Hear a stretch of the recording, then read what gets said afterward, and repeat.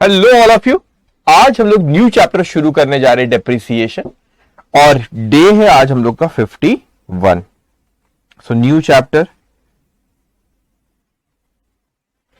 कुछ स्टूडेंट्स ऐसे होंगे जिन्होंने इस चैप्टर को 11th और 12th में भी पढ़े होंगे, जो कॉमर्स वाले हैं, लेकिन कुछ चीजें आप यहां पे नई देखने को आपको मिलेंगी, क्योंकि 11th और 12th में उतना डिटेल में नहीं रहता, बेसिक रहता है आप लोगों को। ओके, जस्ट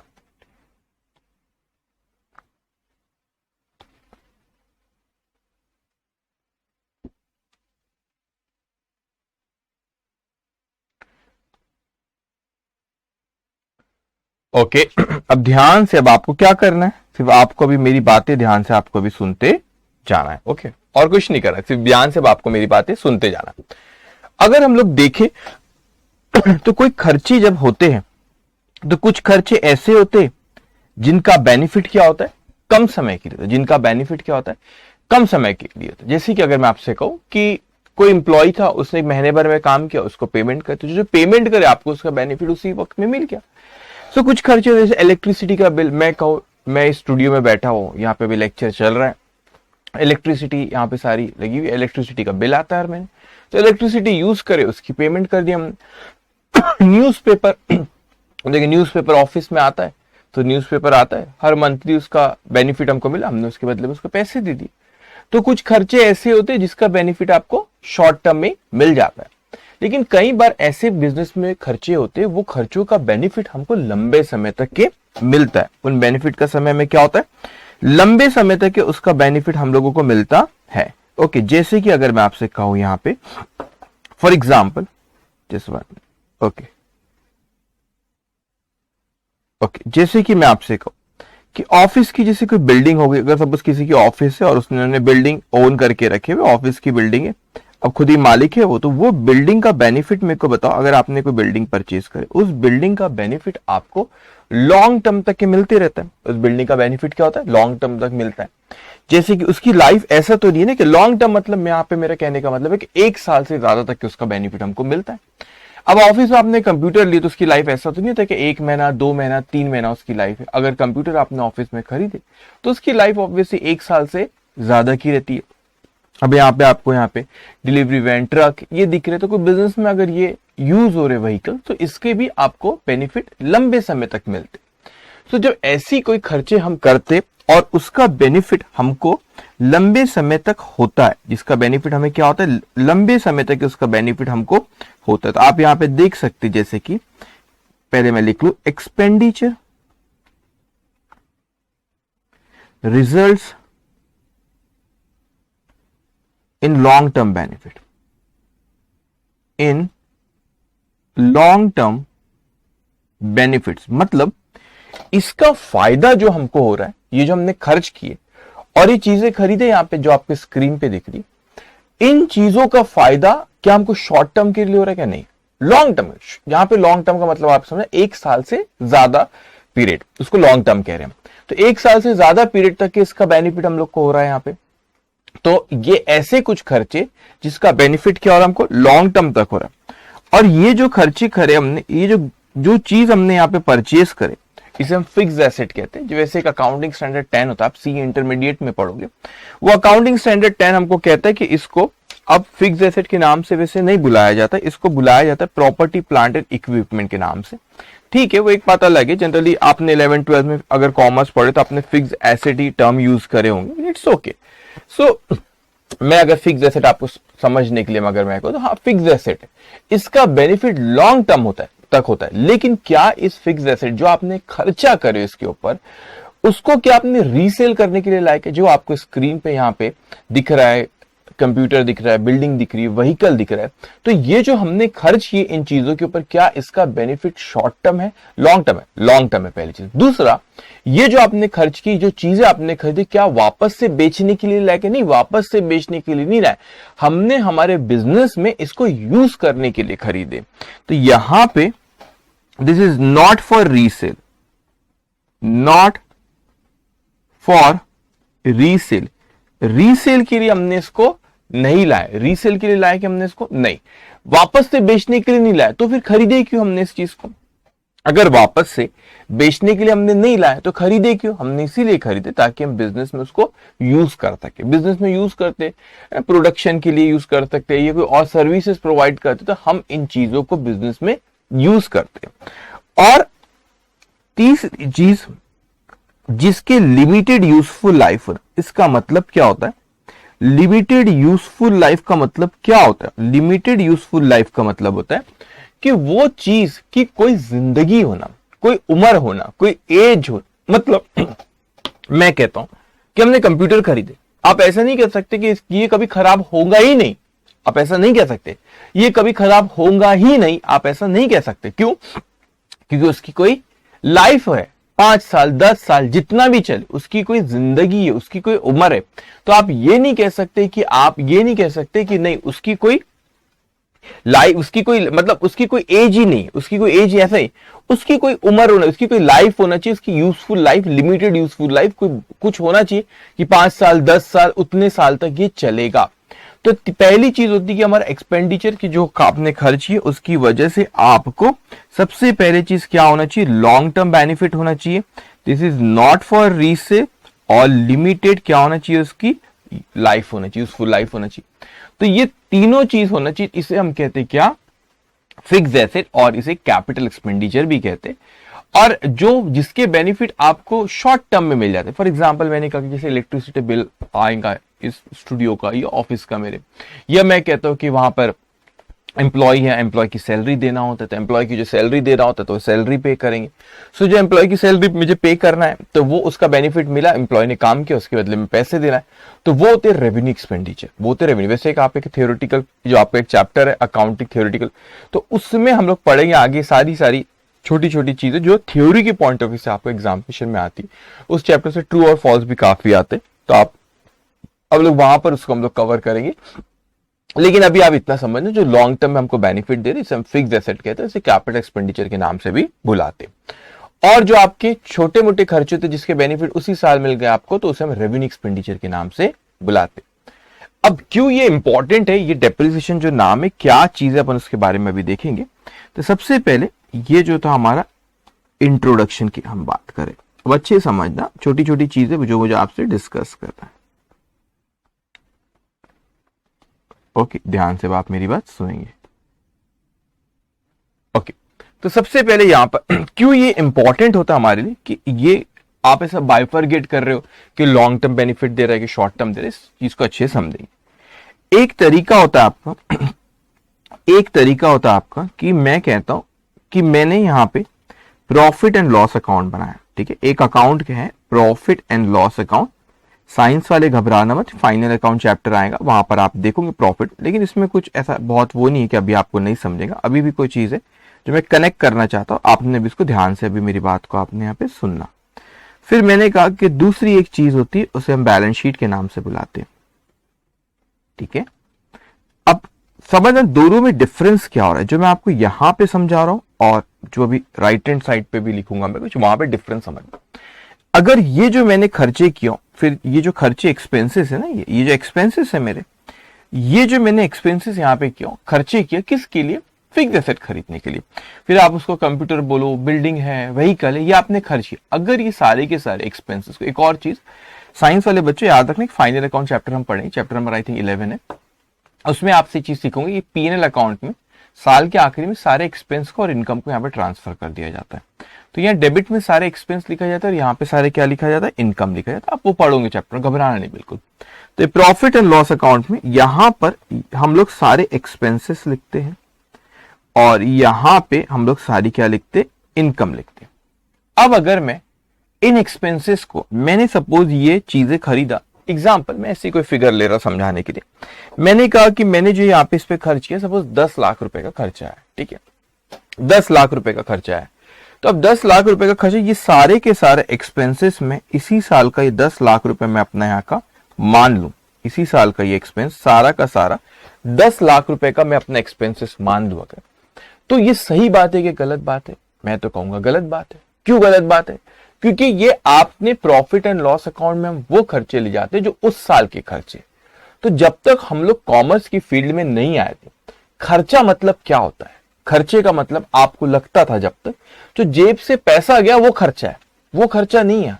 हम लोगों के लिए अकाउंटिंग करते वक्त खर्चा वो है जो उस साल उस जिसके बेनिफिट आपको मिले, वो आपका उस साल का खर्चा होता है, उसको एक्सपेंस बोलते हैं। ठीक है, तो हमको अगर मैं कहूं यहाँ पे जो मेरे को यहाँ पे फिक्स एसेट जो आपको ऊपर में दिख रही है, कंप्यूटर, बिल्डिंग और ये व्हीकल जो दिख रहा है, इसका बेनिफिट भला ही 10 लाख का टोटल खर्चा है सपोज, लेकिन क्या पूरा का पूरा उसी साल का एक्सपेंस मानो? क्या नहीं, पैसे जेब से जाना खर्चा नहीं होता।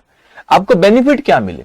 तो मैंने कहा इसका पूरा बेनिफिट अभी नहीं मिला, आगे के समय पे भी इसका बेनिफिट मिलेगा, आगे के समय पे भी इसका क्या होगा, बेनिफिट मुझको मिलने वाला है। तो आप ये नहीं कह सकते कि इसी साल का पूरा एक्सपेंस आप इसको मान लो, क्योंकि इसका बेनिफिट सिर्फ इसी साल नहीं मिला, आपको आने वाले समय पर भी इसका बेनिफिट मिलने वाला है। आने वाले समय पे भी इसका क्या मिलने वाला है, हमको बेनिफिट मिलने वाला है। ये इस साल का पूरा एक्सपेंसेस नहीं है। तो यहां पे आप ये जो आपने यहां पर लिखे ये एक्सपेंसेस, अभी किस चीज के एक्सपेंस के बारे में मैं आपसे बात कर रहा हूं, यहां किस चीज के एक्सपेंसेस के बारे में मैं आपसे यहां पे बात कर रहा हूं, जस्ट वन मिनट। ओके, मैं कहता हूं कि ये जो एक्सपेंसेस है, मैंने जो एक्सपेंस यहां पे लिखा, ये एक्सपेंस मैं बात कर रहा हूं जो आपने ऊपर बिल्डिंग, कंप्यूटर, ठीक है, ट्रक, ये जो खर्चे करे, उन खर्चों को क्या मैं P&L अकाउंट में अगर मैं लिख दूं तो आपको क्या सही लगता है? नहीं, वो सही नहीं है। तो ये जो तरीका होता है ना आपका कि उसी साल आपने खर्चा मान ली, वो तरीका सही नहीं होता, क्योंकि आपने रीजन भी बता दो, इसके पीछे लॉजिक है क्यों ऐसा, क्योंकि बेनिफिट अभी हमको और आगे मिलने वाले, बेनिफिट हमको और आगे अभी मिलने वाले। तो यहां पर ना साइंस वाले बच्चों, यहां पर नेट प्रॉफिट आता है। तो आप खुद सोचो, ये तो इतना अब अपन कॉमन सेंस लगा सकते कि आपने यहाँ पे इनकम लिखी है, यहाँ पे एक्सपेंस, जो डिफरेंस होता है वो यहाँ पे आपका प्रॉफिट होता है।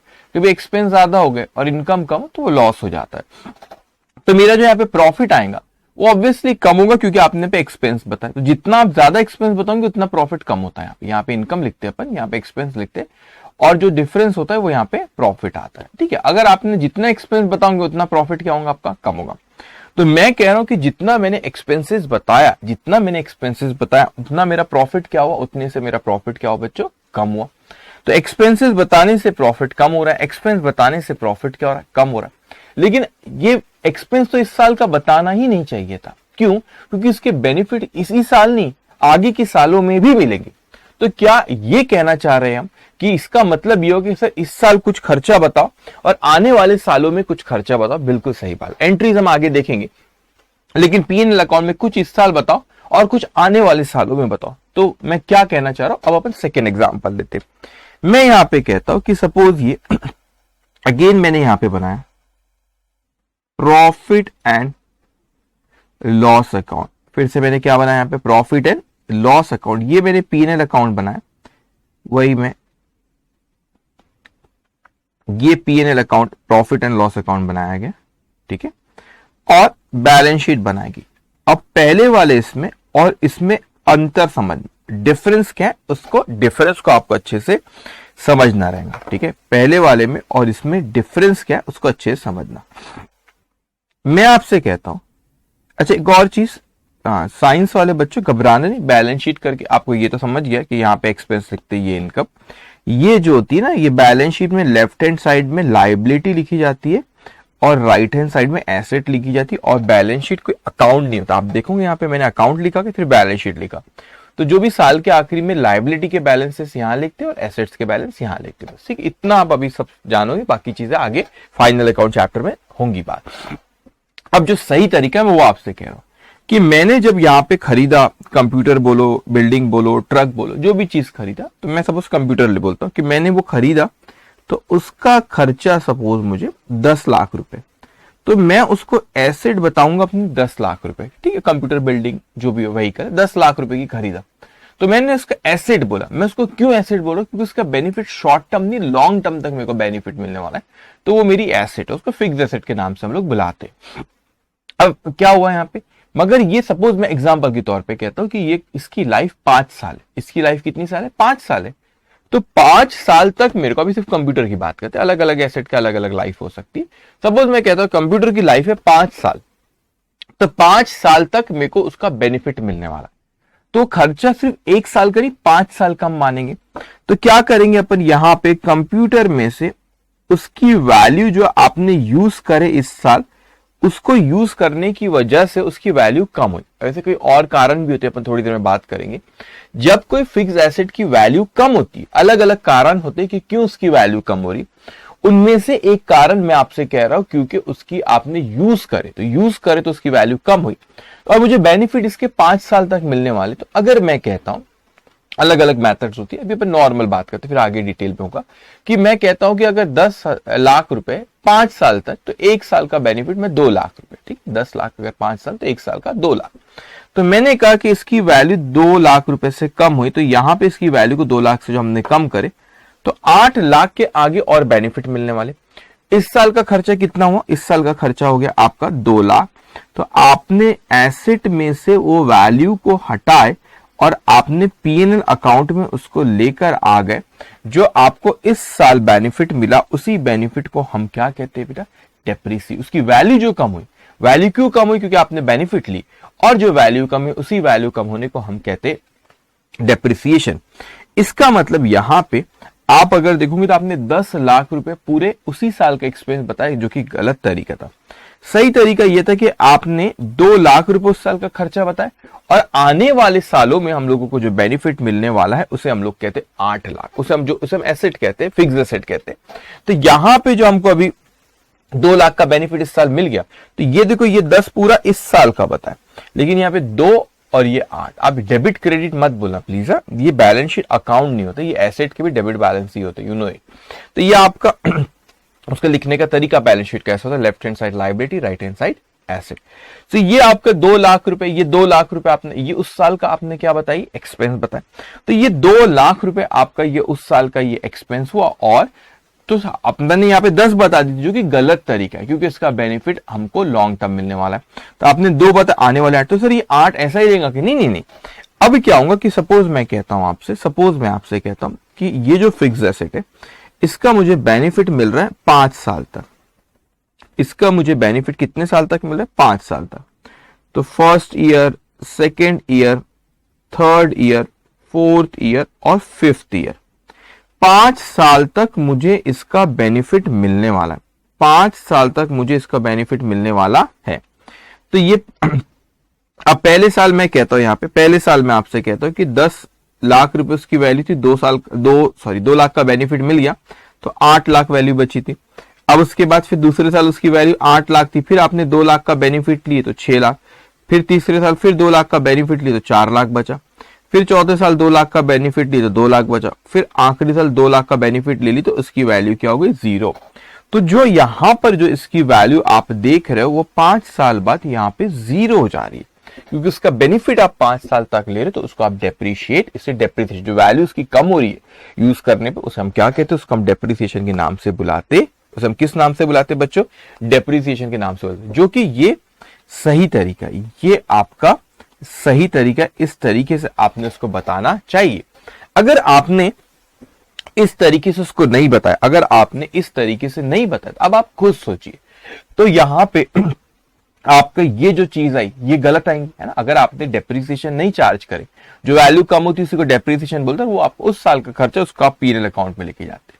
लेकिन अगर इस 2 चीजें यहां पे अलग है, एक आपका यहां पे जो प्रॉफिट आता है ना, यहां पे जो प्रॉफिट आता है उसको फाइनेंशियल परफॉर्मेंस कहते हैं, ठीक है। और जो एसेट और लायबिलिटी आप यहां पे लिखते हैं, उसे हम फाइनेंशियल पोजीशन कहते हैं। ओके, ये एक सेकेंड, ये लायबिलिटी और ये एसेट, तो ये आपको क्या बताती है, ये आपको बताता है आपका फाइनेंशियल पोजीशन बताती है। ये आपको फाइनेंशियल पोजीशन, ये क्या बता रहा है, फाइनेंशियल परफॉर्मेंस बताता है, ठीक है। तो आप मेरे को बताओ, अगर आपने ये गलत लिखे तो ये गलत लिखे, तो फाइनेंशियल परफॉर्मेंस भी गलत आएगा, और आपने एसेट तो यहां लिखे ही नहीं, तो 10 में से 2 - 8 जैसे यहां लिखे, वो भी यहां पे क्या होगा, गलत आएगा। तो आपका पे फाइनेंशियल पोजीशन, फाइनेंशियल परफॉर्मेंस और फाइनेंशियल पोजीशन दोनों की दोनों गलत आती है, क्योंकि आपने उसको प्रॉपर अकाउंटिंग नहीं करी। लेकिन यहाँ पे फाइनेंशियल पोजीशन और फाइनेंशियल परफॉर्मेंस और फाइनेंशियल पोजीशन दोनों सही आती है। क्यों सही आती है? क्योंकि ये तो मैं समझाने लिखा हूं, ये फाइनेंशियल, दोबारा लिख देता हूं, फाइनेंशियल परफॉर्मेंस आज अपना शायद ही कोई क्वेश्चन हो, सिर्फ कंसेप्ट पे, छोटे छोटे कंसेप्ट बहुत से पढ़ाना, तो ध्यान से आप मेरी बात सुनना, सिर्फ आपको सुनना है, आराम से रिलैक्स बैठो और बातों को सुनो। ये क्या बताता है? ये हमको बताता है फाइनेंशियल पोजीशन, ये बताता है फाइनेंशियल पोजीशन, जो कि यहां पे अपने को सही पता चलती है, क्योंकि आपने एसेट भी बराबर लिखे और एक्सपेंस जो उस साल का, तो उसको भी आपने बराबर लिखे। यहां पे आपने सारा का सारा एक्सपेंस मान लिया तो वो गलत हो गया, सारा का सारा क्या मान, एक्सपेंस मान लिया तो वो गलत हो गया। तो यहां पर जो होता है आपका ये गलत ट्रीट हुई, यहां पे सही पता अपने को नहीं चलता। तो सही तरीका ये होता है कि आप उन एक्सपेंसेस को जो आपके फिक्स एसेट के, उसको एलोकेट करो over the period of time, जितने पीरियड में उसकी यूजफुल लाइफ है, आपको उसके बेनिफिट मिल रहे हैं।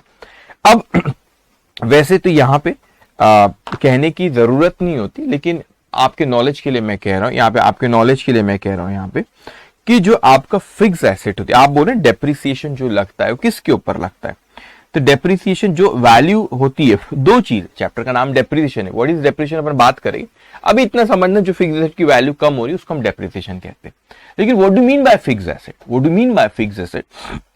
तो अगर आपने तो टर्म यही सीखे, तो फिक्स एसेट, ये टर्म से आप फेमिलियर हो, इस टर्म से आप फेमिलियर हो, फिक्स एसेट। लेकिन ख्याल रखना, इस फिक्स एसेट को अब हम लोग कोई और नाम से बुलाते, आप पढ़ोगे ये सीए इंटरमीडिएट में, उसे हम बुलाते पीपी। बोलेंगे सर ये पीपी ऐसा कैसा नाम है? फिक्स एसेट को अब वो प्रॉपर्टी प्लांट एंड इक्विपमेंट के नाम से बुलाया जाता है, अकाउंटिंग स्टैंडर्ड 10 है वहां पे। अब तो मैं कहता हूं कि प्रॉपर्टी प्लांट एंड इक्विपमेंट होती क्या चीज है? वैसे ये चैप्टर कोई आपका प्रॉपर्टी प्लांट एंड इक्विपमेंट नहीं है, लेकिन depreciation property plant and equipment के ऊपर लगता है। Depreciation property plant and equipment के ऊपर, मतलब फिक्स एसेट के ऊपर। अगर if you are comfortable with fix asset, it's okay. Fix asset पे डेप्रिसिएशन लगता है। तो फिक्स एसेट का मतलब क्या, वो अपन बात कर रहे हैं। So property plant and equipment, property plant and equipment are tangible items that are held for use in the production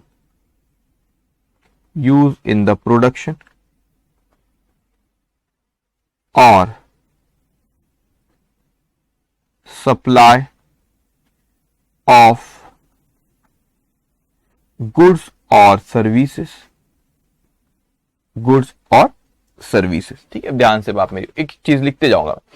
तो प्रॉपर्टी प्लांट एंड इक्विपमेंट, ये आप बोलो फिक्स एसेट, जो कि एक टेंजिबल आइटम है। What do mean by tangible item? जिसको आप हाथ लगा सकते हो, टच कर सकते हो। जैसे मैं अभी जब ये लेक्चर जब चल रहा है, तो मेरे सामने टेबल है, आवाज आ रही, टेबल है, तो टेबल पे ये टेबल है, आपको तो टेंजिबल आइटम है ना। ये जो पेंसिल है मेरे पास यहाँ पे, ये पेंसिल है, ये एक टेंजिबल आइटम है, ये टेंजिबल आइटम है, मैं इसको टच कर सकता हूँ, है ना। जो आप अभी लेक्चर चल रहा है, मेरे सामने एक सिस्टम है, कैमरा रखा हुआ है, तो कैमरा एक टेंजिबल आइटम है, मैं उसको टच कर सकता हूँ। तो जो फिक्स एसेट होता है, एक टेंजिबल आइटम होता है, जो कि हम रखते हैं। क्यों रखते हैं अपने पास? जो कि हम रखते हैं, आर हेल्ड, हम रखते हैं अपने पास। क्यों रखते हैं? प्रोडक्शन के लिए या सप्लाई ऑफ सर्विसेज, और प्रोडक्शन और सप्लाई ऑफ गुड्स और सर्विसेज।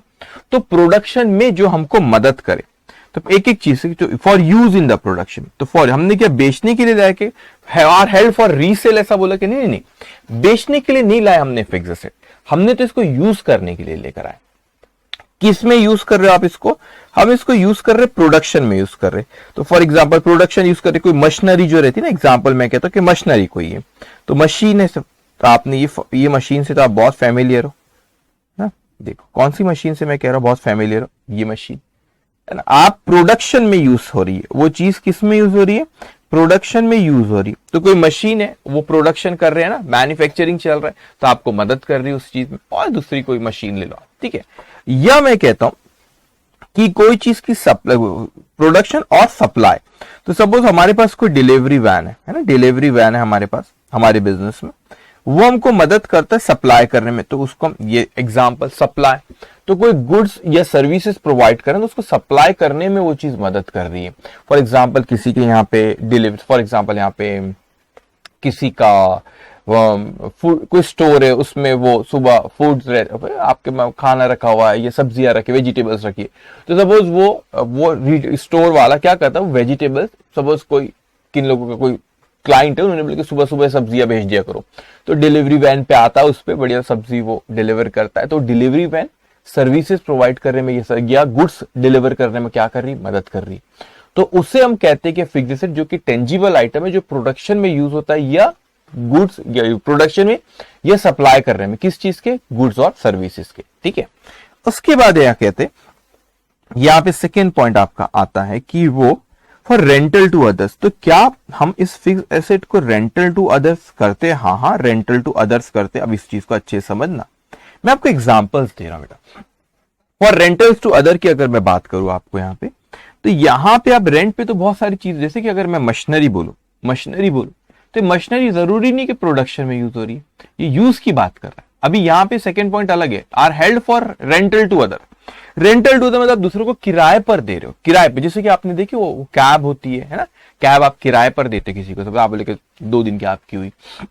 तो फॉर एग्जाम्पल अभी आप कभी लद्दाख घूमने गए है ना, लद्दाख घूमने, तो वहां पे बहुत होता है, बाइक आपको रेंट पे मिलती है, तो वो क्या कर रहा है, उसके लिए फिक्स एसेट है, जो मालिक है बाइक का, उनके बहुत सारी बाइक रहती है, और लद्दाख आप घूमने गए, उन्होंने आपको बाइक दी है वहां पे रेंट पे, सपोज 1 दिन के लिए, तो आर हेल्ड, उसने अपने पास रखा फॉर रेंटल टू अदर, दूसरों को किराए पे देने के लिए, that is also fix asset. तो ये पहली कंडीशन है टेंजिबल एसेट होना, वो यूज हो रही है, आर हेल्ड क्यों रखे आपने, यूज करने के लिए या रेंटल के लिए, है ना। तो आपने हो सकता है कि उस चीज को आप यूज कर रहे हो और आपने अपने पास रखे फॉर यूज, या फिर रेंटल टू अदर, दूसरों को रेंट पे देने के लिए करे। दूसरी बात, तीसरा आपका जो सेकंड हो गया, for administrative purpose. Administrative purpose, administrative purpose के लिए आपके पास, यहां पे और आएगा, और एडमिनिस्ट्रेटिव पर्पस के लिए आपके पास रखी हुई। तो व्हाट डू मीन में एडमिनिस्ट्रेटिव पर्पस की, मेरे पास एडमिनिस्ट्रेटिव पर्पस के लिए रखी, मतलब यहां पर कोई प्रोडक्शन में वो यूज नहीं हो रहा है ना, ये सप्लाई ऑफ सर्विसेज में यूज नहीं हो रहा है, लेकिन वो एडमिनिस्ट्रेटिव पर्पस के लिए आपके पास रखी हुई है। फॉर एग्जाम्पल मैं आपसे कहता हूं, मैं कहता हूं कि मेरे ऑफिस में या हर ऑफिस में ऐसा होता है कि आपके पास कुछ ना कुछ फर्नीचर रखा हुआ होता है। अभी फर्नीचर रखा हुआ है, तो अब यहां पर एक सेकेंड, तो कुछ ना कुछ फर्नीचर आपके पास रखा हुआ होता है और वो फर्नीचर आप यूज करते हो। तो एडमिनिस्ट्रेटिव पर्पस से, जो यहाँ पे मेरे ऑफिस में सपोज कोई आया, तो यहाँ पे रिसेप्शन में बढ़िया सा वहां पे एक यहाँ पे फर्नीचर रखा हुआ है ना, कोई आता है वहां पे सोफा रहता है ना, टेबल रहते हो, बैठते हो उस सोफे पे, टेबल रहते, जो ऑफिस बॉय रहता है, जो स्टाफ रहता है उनके लिए टेबल है। तो एडमिनिस्ट्रेटिव पर्पस के लिए, तो कोई प्रोडक्शन के लिए फर्नीचर नहीं यूज हो रहा है, एडमिनिस्ट्रेटिव पर्पस के लिए हो रहा है। एडमिनिस्ट्रेटिव पर्पस बहुत बड़ी मीनिंग होती है, मैं आपको कुछ एग्जांपल्स दे रहा हूं। तो फर्नीचर जैसे होगी, तो एडमिनिस्ट्रेटिव पर्पस के लिए वो यूज हो रहा है। ओके, तो हमने देखे कि ये फिक्स्ड एसेट क्या चीज होती है, कोई टेंजिबल आइटम होता है जो कि आप अपने पास रखते हो यूज करने के लिए, प्रोडक्शन और सप्लाई ऑफ गुड्स और सर्विसेज, या आप रेंटल टू अदर देने के लिए, या एडमिनिस्ट्रेटिव पर्पस के लिए। और ये बड़ी इंपॉर्टेंट चीज है। अब इसके बाद यहाँ पे एंड, उसके बाद यहाँ पे मैं कहता हूं एंड, बी पॉइंट यहाँ पे, and are expected to be used, are expected to be used during more than a period of 12 months. 12 months. Okay, और उसकी जो लाइफ है वो 12 महीने से ज्यादा, उसकी जो लाइफ है यहाँ पे more than a period of 12 month, 12 महीने से उसकी ज्यादा लाइफ है। तो ऑब्वियसली अगर 12 महीने से कम हो गई, फिर तो उसी साल बेनिफिट मिल गया ना, फिर वो फिक्स एसेट नहीं, उसी साल बेनिफिट मिल गया। फिक्स एसेट का मतलब ये होता है कि उसका आपको बेनिफिट 1 साल से ज्यादा का उसका अपने को मिल रहा है, long, more than a period of 12 month. तो 12 महीने से ज्यादा उसका आपको क्या मिल रहा है, बेनिफिट मिल रहा है। इसे हम कहते हैं फिक्स एसेट। अब सर चैप्टर का नाम तो है बच्चों डेप्रिसिएशन। आप बोले सर डेप्रिसिएशन चैप्टर का नाम है, आप फिक्स्ड एसेट की मीनिंग हमको क्यों पढ़ा रहे हो, क्यों समझा रहे हो, what do mean by fixed asset.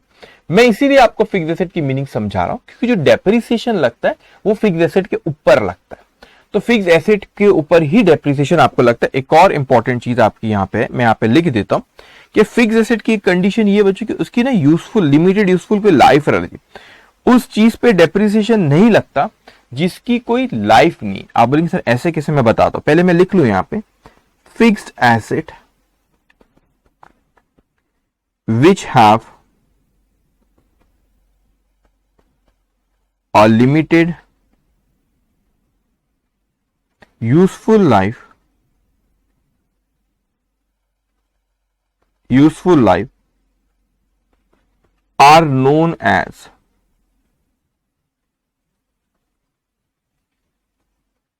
are known as depreciable asset like building, plant and machinery,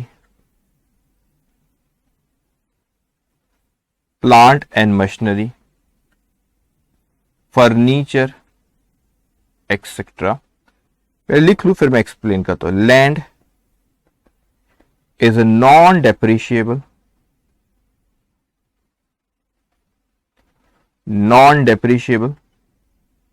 asset, is non depreciable asset. अब इस चीज को आपने अच्छे से समझना। अब देखो क्या हुआ यहां पे कि फिक्स एसेट जो होती है आपकी उसके ऊपर ही डेप्रिसिएशन लगता है, वही फिक्स एसेट पे। बेनिफिट ऐसा हो सकता है कि आपको 1 साल से ज्यादा का मिल रही कई एसेट पे, लेकिन उसकी कोई उम्र होना चाहिए। एक उम्र होना चाहिए मतलब सर क्या मतलब, उसकी कोई लाइफ होना चाहिए। मैं कहता हूं लैंड के ऊपर डेप्रिसिएशन नहीं लगता। सर कैसी बात करें, हाँ ये आपको पता रहना चाहिए, लैंड के ऊपर डेप्रिसिएशन नहीं लगता। क्यों? क्योंकि उसकी कोई लाइफ नहीं, नॉन डेप्रिशिएबल एसेट। उसकी कोई जमीन है, वो जिंदगी चलेंगी जब तक चलेंगी, है ना, यूज कर रहे हो आप उसको, जब तक यूज करोगे जब तक वो जमीन रहेगी। ऐसा तो नहीं सुबह उठा जमीन गायब होगी, है ना, तो ऐसा तो नहीं होगा आपका। तो आप वो फिक्स्ड एसेट जिसकी क्या हो आपके लिमिटेड यूजफुल लाइफ होती है ना, उसको हम डेप्रिशिएबल एसेट कहते हैं। डेप्रिशिएबल एसेट जैसे कि एग्जांपल के तौर पे आप देखोगे यहाँ पे बिल्डिंग हो गई, प्लांट एंड मशीनरी, फर्नीचर, इनकी कोई उम्र होती, कोई बिल्डिंग आप कितनी भी स्ट्रांग बनाओ, बुर्ज खलीफा क्यों ना, उसकी भी कोई लाइफ है। आप ही नहीं कह सकते जिंदगी भर वो वैल्यू, उसकी भी कोई लाइफ है। जितने भी साल रहे, 100 साल 200, जितने भी लाइफ उसकी, आई डोंट नो, मगर कोई ना कोई उसकी लाइफ है। लेकिन जमीन एक ऐसी चीज होती है जो कभी खराब नहीं होगी, खराब आई मीन टू से वो रहेंगी हमेशा वहां, तो वो नॉन डेप्रिशिएबल होती है क्योंकि उसकी कोई लिमिटेड यूजफुल लाइफ नहीं है। तो लिमिटेड यूजफुल लाइफ रहनी चाहिए, उसी के ऊपर डेप्रिसिएशन लगता है। ओके, अब हम लोग डिस्कस ये करेंगे, ठीक है सर, जिसकी लिमिटेड यूजफुल लाइफ रहती है उसके ऊपर डेप्रिसिएशन लगता है। अब ये डिस्कस हम करते हैं कि सर डेप्रिसिएशन का मीनिंग क्या होता है। ये भी तो आपको पता रहना चाहिए कि ये फिक्स एसेट के ऊपर डेप्रिसिएशन लगती है, लेकिन डेप्रिसिएशन का मतलब क्या होता है वो भी तो इंपॉर्टेंट है। डेप्रिसिएशन का मतलब क्या होता है वो भी तो इंपॉर्टेंट है। अब ध्यान से आप मेरी बात सुनेंगे। डेप्रिसिएशन का मतलब क्या होता है उसको आप अच्छे से समझेंगे। ओके, सो डेप्रिसिएशन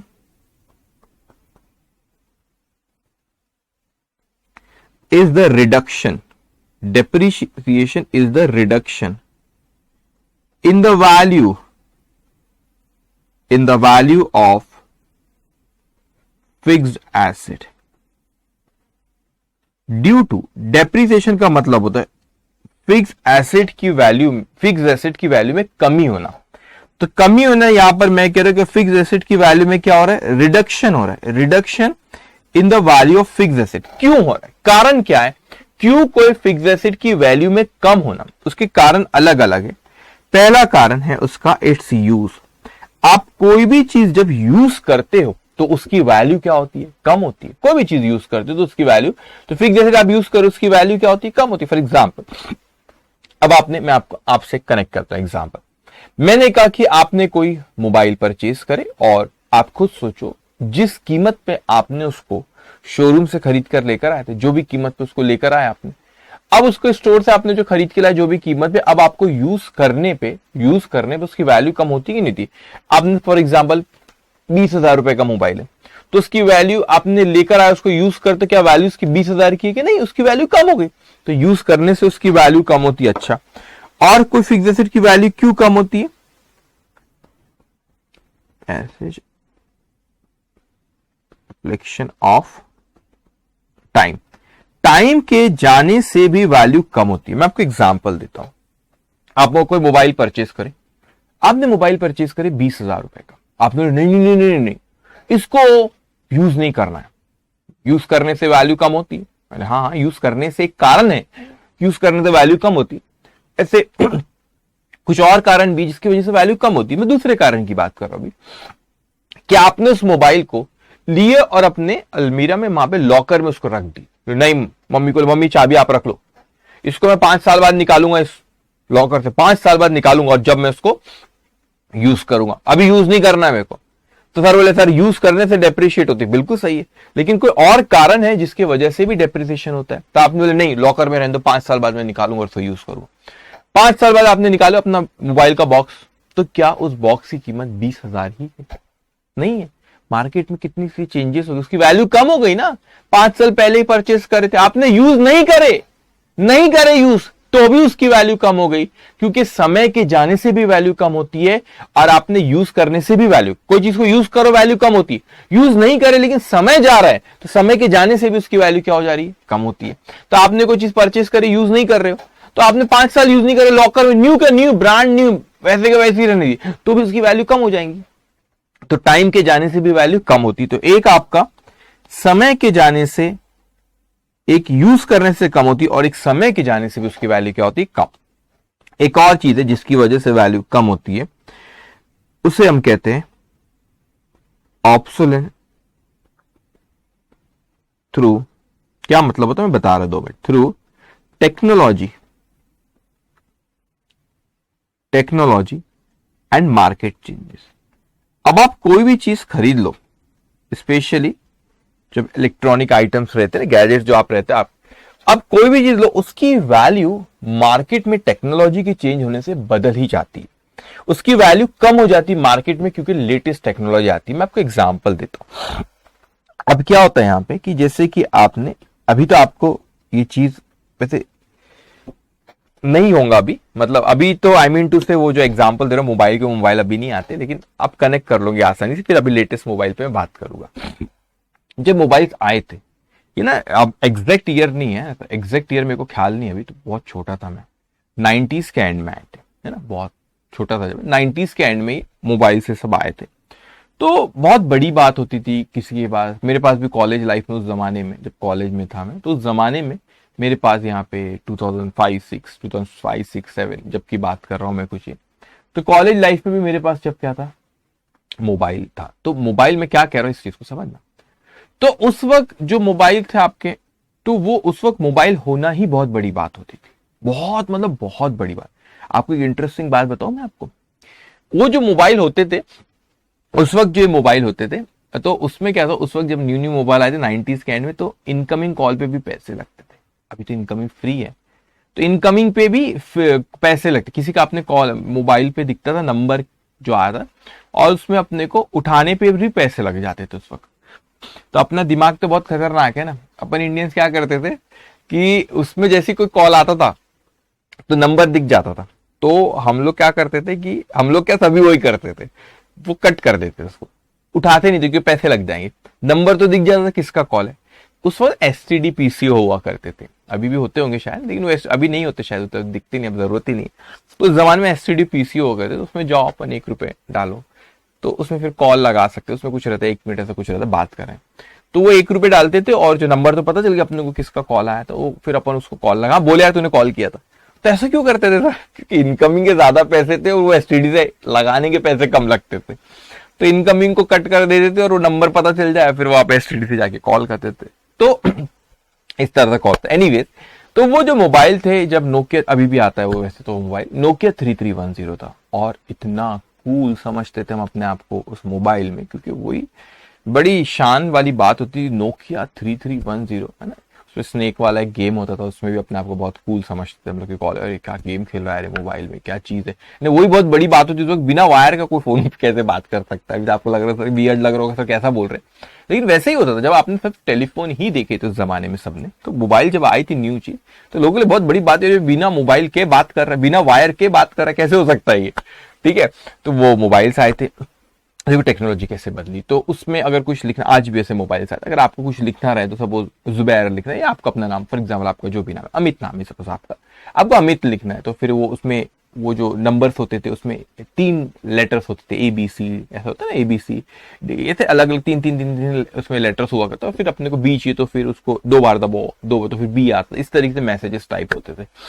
टेक्नोलॉजी बदली, फिर एक ब्लैकबेरी आया, तो ब्लैकबेरी में भी एकदम ब्लैकबेरी कूल रहता था कि ब्लैकबेरी में वो लेटर सारे रहते, ABCD सारे के सारे उसमें रहते थे। तो उसमें ऐसे दोनों हाथ से कोई था, अरे यार क्या कूल है, इसमें तो सारे के सारे यहाँ पे लेटर्स है, नंबर्स पूरे दिए, लेटर्स पूरे बराबर। अब ऐसा नहीं कि 2-3 बार एक बटन को दबाओ तो वो भी आएगा, है ना। तो अब तो फटफट जो चाहिए उसमें दबाओ फटाफट। ब्लैकबेरी, तो टेक्नोलॉजी जब न्यू आई, तो दूसरी चीज आउटडेटेड हो तो उसकी वैल्यू कम होती है।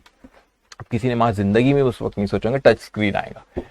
Apple company touch screen lie, I think उसी ने लाई है, तो एप्पल कंपनी उसने टच स्क्रीन आई, तो फिर किसी नहीं सोचता कि स्क्रीन पे आप ऐसा टच करोगे तो वो नंबर्स फिर जो भी चीज करें।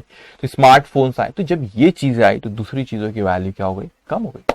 तो ऐसा ही होता है। तो अगर आपके पास कोई फिक्स एसेट है और मार्केट का ट्रेंड चेंज हो रहा है, तो भी उसकी वैल्यू क्या हो जाती है, कम हो जाती है। तो इस चैप्टर में से हमें पढ़ना ही है कि जो वैल्यू फिक्स एसेट है उसकी वैल्यू जो में रिडक्शन आता है, फिर वह टाइम की वजह से, उसके यूज करने की वजह से, ये मार्केट में टेक्नोलॉजी बदलने से, या टेस्ट जो फैशन है उसके चेंज होने से जो उसकी वैल्यू कम आई, उस वैल्यू जो कम होती है उसे हम डेप्रिसिएशन के नाम से बुलाते। इस चैप्टर में हमको यही सीखना है कि डेप्रिसिएशन की अकाउंटिंग कैसे करते हैं। हम अकाउंट सब्जेक्ट पढ़ रहे हैं ना, तो डेप्रिसिएशन की अकाउंटिंग कैसे करना है वही हमको इस चैप्टर में पढ़ना है। डेप्रिसिएशन लगता किसके ऊपर है, डेप्रिसिएशन लगता है आपका फिक्स्ड एसेट के ऊपर डेप्रिसिएशन लगता है।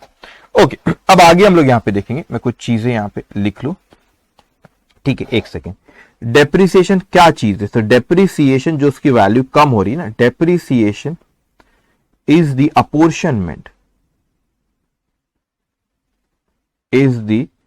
apportionment of cost of asset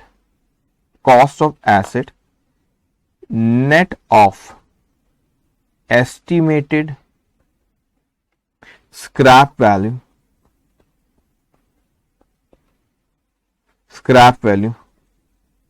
over its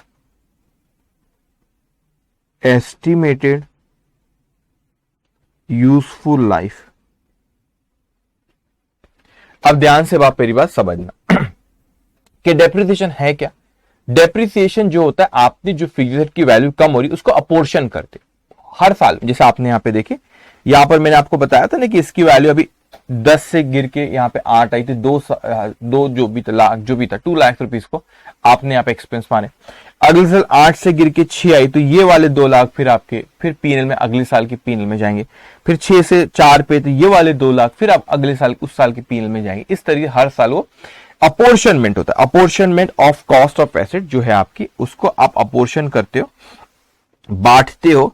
किसको बांटते हो, cost of asset net of estimated scrap value over it estimated useful life.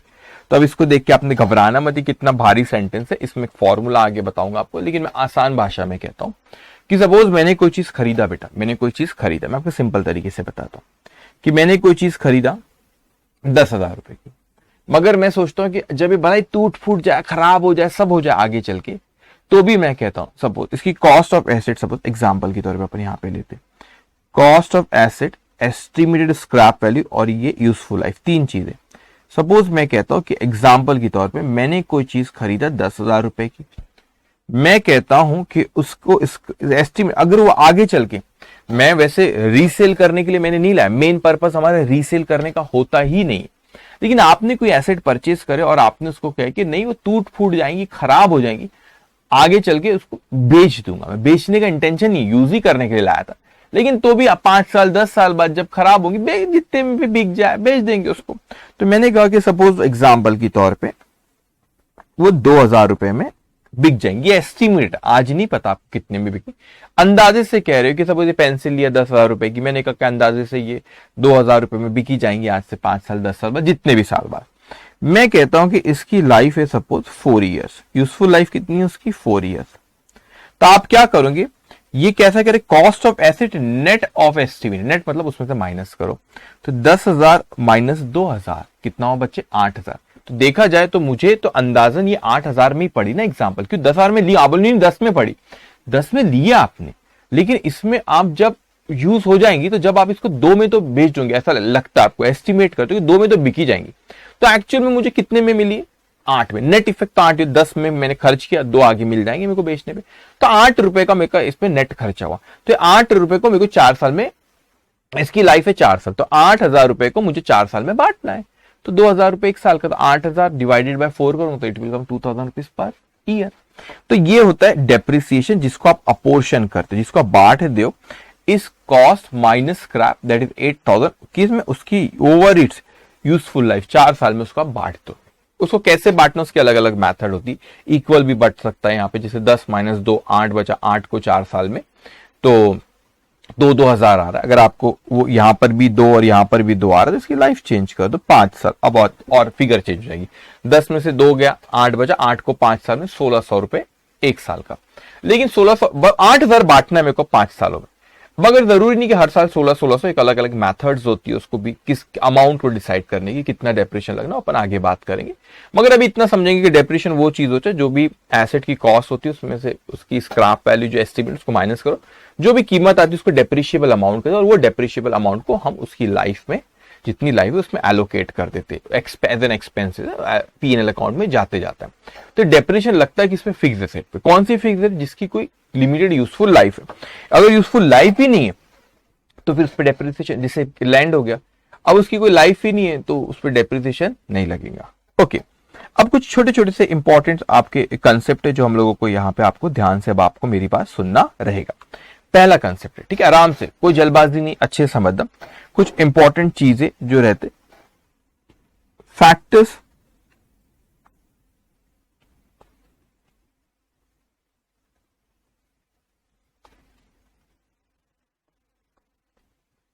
taken into consideration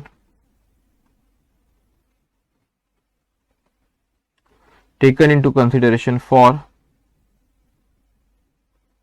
calculation of depreciation। इसका मतलब जब आप डेप्रिसिएशन कैलकुलेट करते हो तो कौन कौन सी चीजों का ध्यान हमको रखना रहता है, फैक्टर्स टू बी कंसीडर, कौन कौन सी चीजों का ध्यान हमें रखना रहता है। 3 चीजें जिसके हमको ध्यान रखना रहता है। अब तीनों चीजें मैं एक्सप्लेन करूं तो ध्यान से आप मेरी बात सुनोगे। वो कौन सी 3 चीजें जिसके ध्यान हमको रखना है, पहला मैं आपसे कहता हूं एक कॉस्ट ऑफ एसेट। अब इसको अच्छे समझना कि कॉस्ट ऑफ एसेट का मतलब क्या होता है। अभी मैंने आपको कहा ना ये 3 चीजें जो यहां पे लिखा, आप खुद देखो, ये cost of asset, estimated scrap value और उसकी यूजफुल लाइफ, ये 3 चीजें जो यहां पे लिखा हूं मैंने, वो 3 चीजें मेरे को डेप्रिसिएशन कैलकुलेट करते वक्त ध्यान में रखना होता है। तो पहला मैंने कहा कॉस्ट ऑफ एसेट। अब इसको अपन डिस्कस करते हैं कि कॉस्ट ऑफ एसेट का मतलब क्या होता है। वैसे तो मैं आपको बताऊं, कॉस्ट ऑफ एसेट आपको जो भी फैकल्टी, जहीं से भी आपने 11 12 में जहां से भी जो भी बुक्स में आप पढ़ो, तो कॉस्ट ऑफ एसेट वो लिख देगा कि ये कॉस्ट ऑफ एसेट में ये आता है। लेकिन कॉस्ट ऑफ एसेट को ना एक डिफाइन कौन करता है, what do mean by cost of asset here. एक अकाउंटिंग स्टैंडर्ड 10 होता है, प्रॉपर्टी प्लांट एंड इक्विपमेंट, जो आप सीए इंटर लेवल पे उसको आप पढ़ोगे, प्रॉपर्टी प्लांट एंड इक्विपमेंट क्या चीज होती है। तो property I mean cost of asset क्या चीज होती है, एस है, प्रॉपर्टी प्लांट इक्विपमेंट तो क्या होता है आपको पता है, फिक्स है, अभी आपको बोला, एक्सप्लेन किया मैंने। मगर जो टेंजिबल आइटम है, held for use in the production supply of goods और services for rental to other of for administrative purpose, जिसकी लाइफ 12 महीने से ज्यादा है। ओके, लेकिन कॉस्ट का मतलब क्या होता है कि मतलब वो जो फिक्स एसेट आप कह रहे हो उसमें उसकी कीमत क्या है, वो अपन बात कर रहे हैं। तो वैसे तो अगर यहां पर देखा जाए, मैं आपको एक एग्जांपल देता हूं, बहुत आसानी से आपको समझ में आएगा। ये कीमत के बारे में बहुत डिटेल में चर्चा है AS 10 में, अकाउंटिंग स्टैंडर्ड 10, जो कि आपको अभी फिक्र नहीं करना, वो इंटर लेवल पे, लेकिन जितना आपको पता रहे उससे ज्यादा ये भी मैं आपसे बोलूंगा, ध्यान से आप मेरी बात सुनना। मैंने कहा कि कोई एग्जाम्पल है, तो फॉर एग्जाम्पल यहाँ पे AC लगा हुआ है। मैंने कहा कि यहां पर हमने AC परचेस करे, 50,000 रुपए का AC परचेस करे, 50,000 रुपीज का एसी परचेस करे।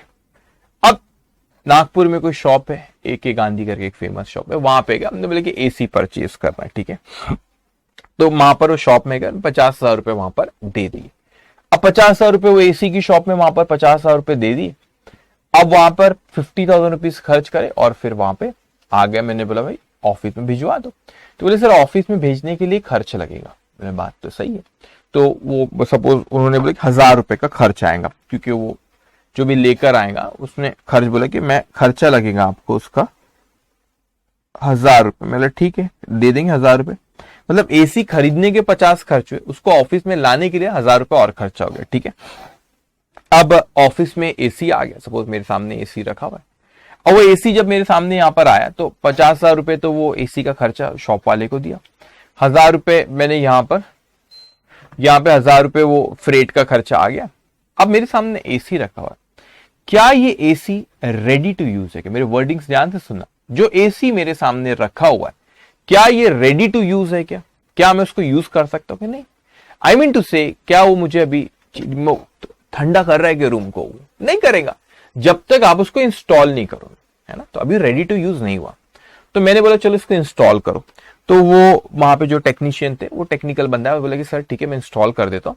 कि मैं उसने कहा कि 2,000 रुपए लूंगा। मैंने ठीक है ले लो। तो उसने कहा इंस्टॉलेशन चार्जेस लगेंगे, और इंस्टॉलेशन चार्जेस सपोज यहां पे इसने 2,000 रुपए बोला। तो टोटल खर्चा जो मेरे को इसके ऊपर आ गया, टोटल खर्चा जो मुझको आया 53,000 आया, ठीक है। अब मैं आपसे कहता हूं कि मेरा जो टोटल खर्चा, ये 3 खर्चे मैंने किया, और ये जो टोटल खर्चा मेरे को यहां पर आया 50,000 रुपए, 1,000 रुपए और 2,000 रुपए। टोटल खर्चा जो मुझको यहां पर आया, वो खर्चा जो आया वो मेरा हुआ 53,000 रुपीज। ये टोटल खर्चा है। अब ये क्वेश्चन ये राइज होता है कि सर टोटल तो 53,000 रुपीज खर्चा आया आपको, लेकिन यहां पे जो 53,000 है ये रेडी टू यूज कब हुआ? मुझे आप ये बताओ। रेडी टू यूज बड़ा ना इंपॉर्टेंट टर्म है, रेडी टू यूज। ये रेडी टू यूज कब हुआ यहां पे? क्या मैंने जब 50,000 रुपए खर्च किया जब वो रेडी टू यूज था? क्या दुकान में जब 50,000 रुपए दिया, कि जब जो मेरे को ठंडा करना शुरू कर दिया था कि वाले एसी ने? नहीं। फ्रेट का जब खर्चा किया 1,000 जब वो? नहीं।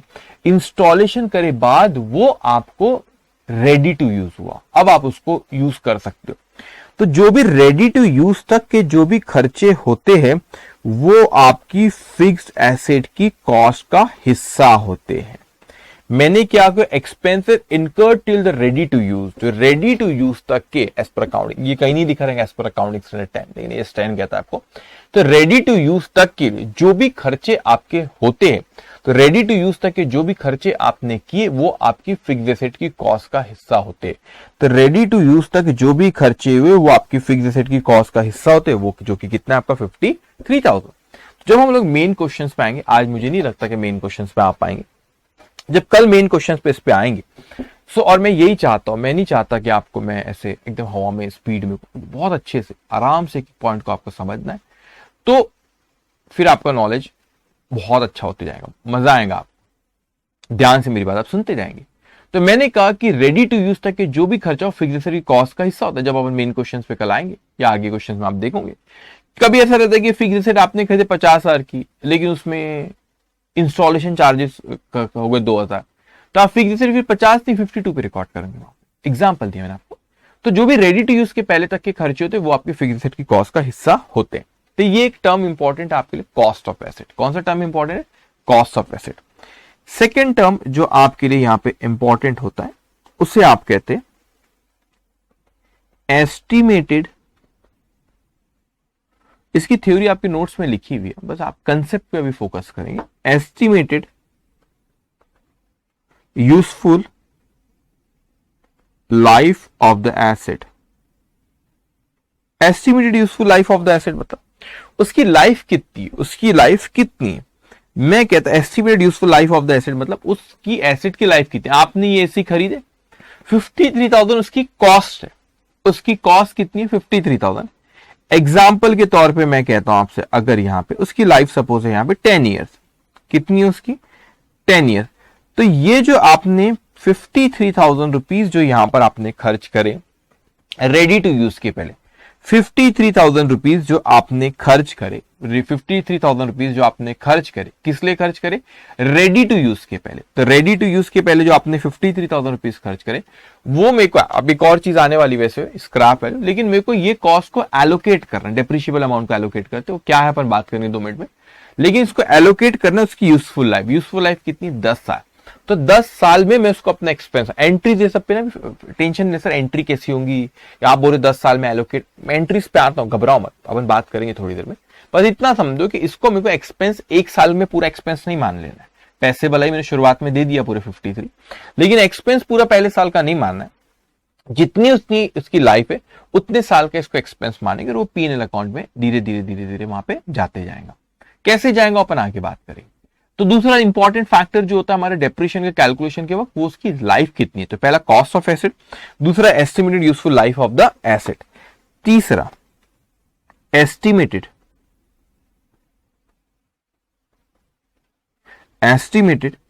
Scrap value if any. अगर क्वेश्चन में कोई बोला कि नहीं कोई एस्टिमेटेड स्क्रैप वैल्यू है उसकी, अब इस चीज को समझना, 2 चीजें मैंने यहां पे लिखा हूं, एक लिखा हो एस्टिमेटेड और दूसरा लिख रहा हूं मैं स्क्रैप वैल्यू। तो ये जो आप एस्टिमेट की जो आप बात करते हो ना, ये एस्टिमेट है, और ये जो स्क्रैप वैल्यू, आप एस्टिमेट इसको कब कर रहे हो? At the time of acquisition of fixed asset, जब आपने वो फिक्स्ड एसेट को खरीदे उस वक्त आप एस्टिमेट करते हो स्क्रैप वैल्यू। तो पहले यहां पे एस्टिमेट कब हो रहा है? At the time of acquisition, at the time of acquisition of fixed asset. तो जिस वक्त आपने वो फिक्स्ड एसेट परचेस करे उस वक्त आप एस्टिमेट करो कि उसकी स्क्रैप वैल्यू कब होगी। लेकिन स्क्रैप वैल्यू कब? आज की स्क्रैप वैल्यू नहीं, at the end of at the end of the life of fixed asset। तो जब ये फिक्स्ड एसेट की लाइफ खत्म होगी उस वक्त उसकी क्या एस्टिमेट, उसकी स्क्रैप वैल्यू कब? तो आज मैं एस्टिमेट, आज मैंने सपोज इन 2023 चल रहा, 2023 में आज मैं एस्टिमेट कर रहा हूं कि 10 साल बाद क्या होंगी इसकी वैल्यू। तो एस्टिमेट आज किया, स्क्रैप वैल्यू कब की? 10 साल बाद की, है ना। तो वो आपने सपोज आपने कैलकुलेट करे और वो आया आपका सपोज यहां पे 3,000 ले लो इसको, ये 3,000 आया। इसका मतलब मैं अगर देखा जाए बच्चों, तो जो चीज मैंने 53,000 रुपीज में लिया था, 3,000 रुपए तो मुझे रिकवर हो जाएंगे। तो एक्चुअल में मेरा खर्चा 53 नहीं 50 हुआ, 53 माइनस 3। क्यों? क्योंकि 3,000 तो रिकवर हो जाएंगे, एस्टिमेट करके रखो। अब वो बचे हुए 50,000 जो है उसको हम डेप्रिशिएबल अमाउंट कहते हैं। उसे हम क्या कहते हैं? उसे हम कहते हैं depreciable amount. What do mean by depreciable amount? Depreciable amount means cost of asset minus scrap value, that is depreciable amount. तो ये डेप्रिशिएबल अमाउंट को हमको 10 साल में एलोकेट करना है। तो जब आप डेप्रिसिएशन कोई चीज डिसाइड करते हो डेप्रिसिएशन, तो 3 फैक्टर बड़े इंपॉर्टेंट होते हैं हमारे लिए कि कॉस्ट ऑफ एसेट कितनी है, estimated useful life of the asset कितनी, और एस्टिमेटेड स्क्रैप वैल्यू कितनी, एस्टिमेटेड स्क्रैप वैल्यू कितनी, वो अपने को पता रहना चाहिए। सो ये 3 चीज बड़ी इंपॉर्टेंट होती है। तो कभी हो सकता है कि थ्योरी में आपको इसकी थ्योरी लिखी हुई कैसे लिखना है आपको नोट्स में, लेकिन कंसेप्ट पे फोकस पहले करना है।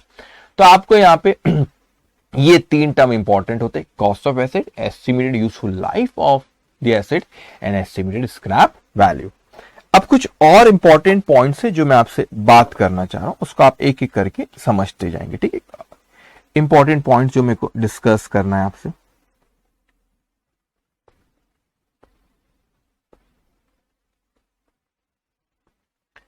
ठीक है। इंपॉर्टेंट पॉइंट्स अब आप ध्यान से आप मेरी बात सुनेंगे। ओके, पहला, ठीक है, इंपॉर्टेंट पॉइंट्स है कि सबसे पहला मैं आपसे कहता हूं यहां पे नीड ऑफ डेप्रिसिएशन। क्यों डेप्रिसिएशन लगाने की जरूरत है, जो कि मैं आपको ऑलरेडी कह चुका हूं। नीड ऑफ डेप्रिसिएशन जरूरी क्यों है? डेप्रिसिएशन चार्ज करना, कोई एसेट की जो वैल्यू कम होती है उसको डेप्रिसिएशन बोलते हैं, और हर साल डेप्रिसिएशन हम P&L अकाउंट में लेके जाते हैं, एसेट में से कम करे तो इतनी जितने से वैल्यू कम हुई एसेट में से माइनस डेप्रिसिएशन P&L में जाते जाता है। लेकिन क्यों ऐसा जरूरी, ऑलरेडी मैं कह चुका हूं, मैं आपको बताता हूं क्यों जरूरी है। क्योंकि जब आप यहां पे ये जो आपका प्रॉफिट एंड लॉस अकाउंट जो बनता है, जो आपका प्रॉफिट एंड लॉस अकाउंट और जो आपकी बैलेंस शीट बनती है, तो मैंने कहा ये प्रॉफिट एंड लॉस अकाउंट और बैलेंस शीट जो आपकी है, तो आप यहां पे एक्सपेंसेस लिखते हो, एक्सपेंसेस लिखते हो, इसमें डेप्रिसिएशन जो आता है, अरे भाई एक्सपेंस जो लिखते हो उसमें जो ये कहां जा रहा है की तरह एडवांस अकाउंटिंग में आ गया, ठीक है।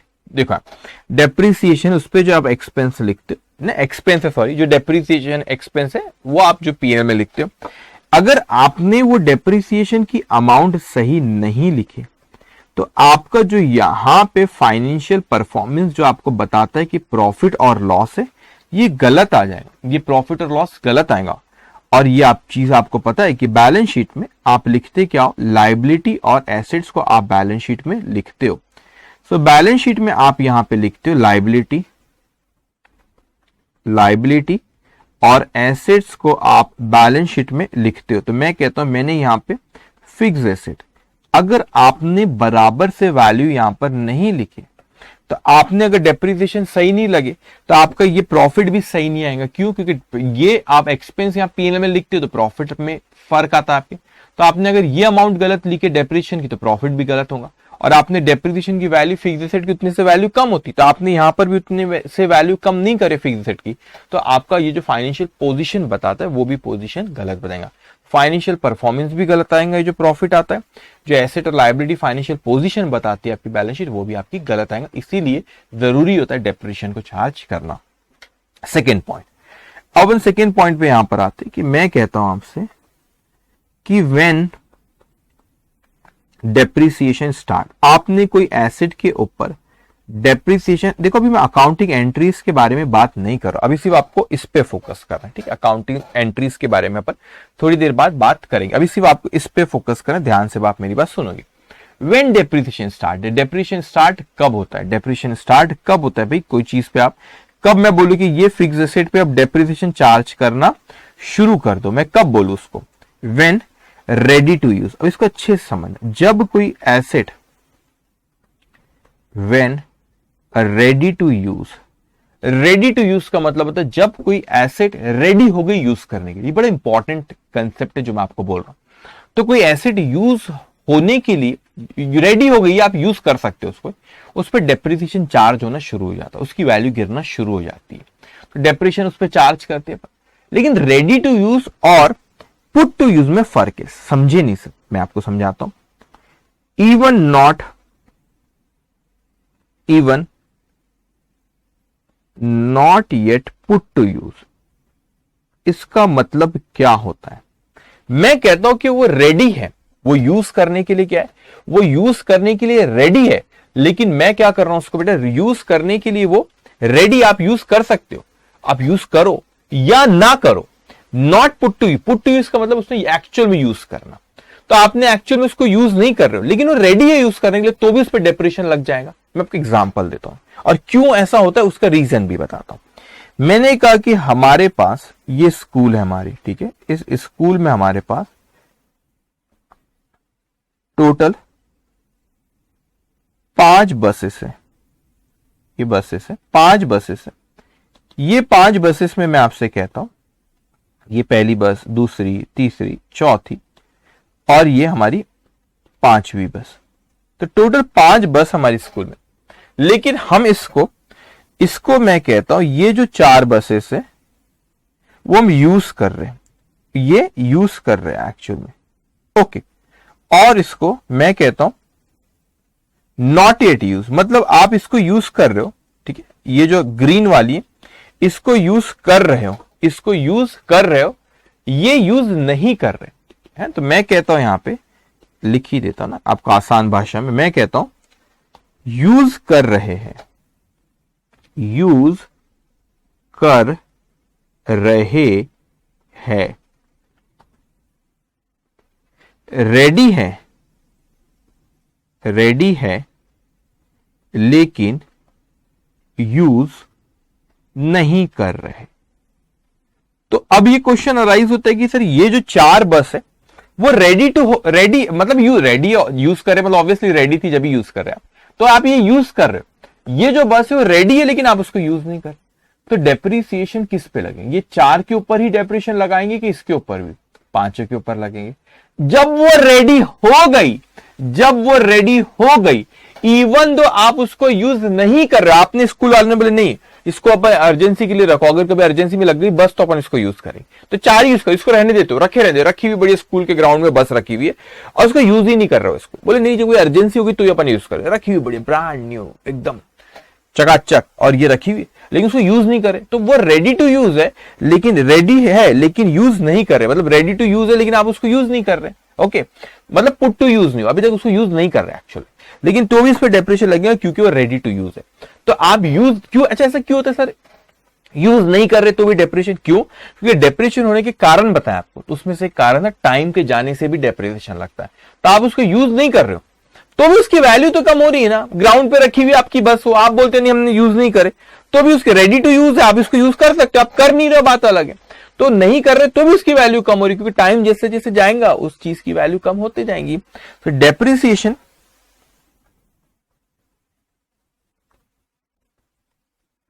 will be charged on